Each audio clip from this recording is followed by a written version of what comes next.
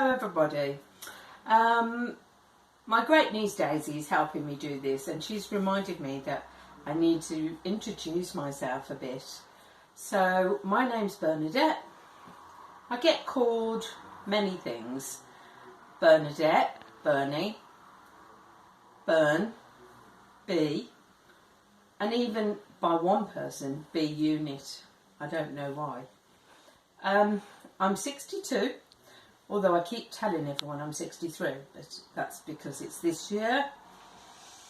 I currently live in Worcestershire, but actually I've lived all over the world, and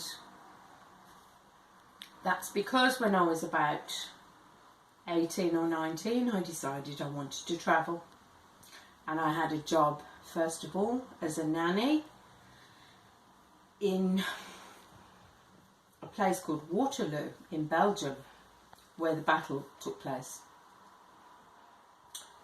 That was not such a great job. I got moved to central Brussels, which was wonderful. It was exciting and interesting. So I lived in the huge medieval city of Brussels. I lived in Greece, on the island of Crete. I lived in Germany. I lived in Israel and travelled around quite a lot. I lived down in Cornwall for a while. So I have lived all over. Family, I have a beautiful son who's 26 called Marcus, who's a musician, very talented, and I can link you to his videos if ever you are interested. Yeah. So before the COVID, I had a busy life, mainly doing all the things that I love doing. So I'm part of a yoga group where I've been doing yoga for 30 years, and I love it. It keeps me calm. It makes me very aware of my body and when my body's not okay, and it keeps your joints supple, and it's very good. I very much love art, and I make a lot of art. So I've recently been doing a lot of art with fabrics, learning how to do embroidery on a machine, writing things on a machine, making beautiful collages out of exquisite bits of fabric. And if you're interested, I can show you some of the things I've made. I paint abstract art.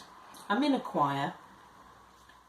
Once a week, until COVID, I used to teach meditation to a group of people who were attending a hospice day centre, and I loved doing that, teaching people to meditate and meditating with them every week. And it's lovely to hear them tell me what a benefit it is to them and how much they feel better when they've had a relaxation.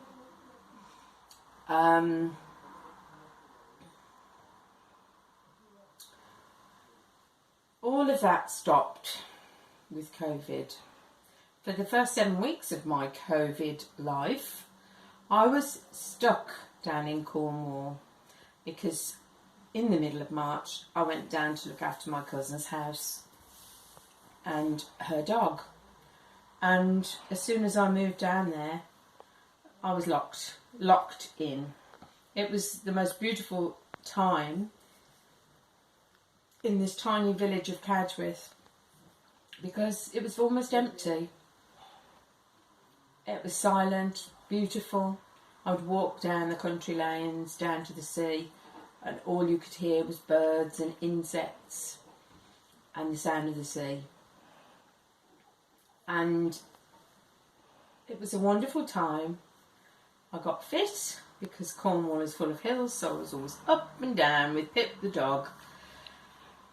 And So that was that, and I was scared to come back to Worcestershire because I hadn't been used to people. I'd not been in a supermarket, and I had to come home eventually because my cousin, who was locked down in New Zealand, eventually managed to get out. And sadly, when I came back home, there was someone in my cul-de-sac who died 2 days after I got back home from COVID-19. She was in hospital. It was very sad. So I've had to change my life completely. When I can, I go out walking and walk as much as I can. I love nature. And if anyone's interested, I can always do a video of a nature walk, show you the places I walk to. My house is cleaner than it's ever been. All my clothes have been done. I've thrown away things. House tour. But I've now started to join with a group that's called Women in Theatre, because theatre was my biggest love when I was young. And I wanted to become an actress. I can tell you more about that if anyone's interested.